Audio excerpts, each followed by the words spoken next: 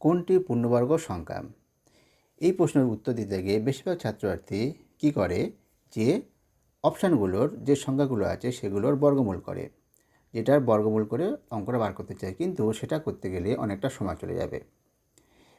তাহলে শর্টকাটে কীভাবে করতে হয়? শর্টকাটে যে নিয়মটা হলো যে দেখব আমি যে প্রতিটা সংখ্যার এককের অঙ্কটা কী আছে। এককের অঙ্ক যদি 2 বা 3 বা 7 বা 8 ছাড়া অন্য কোনো সংখ্যা থাকে, তাহলে সেইটাই হচ্ছে উত্তর হওয়ার চান্সটা বেশি।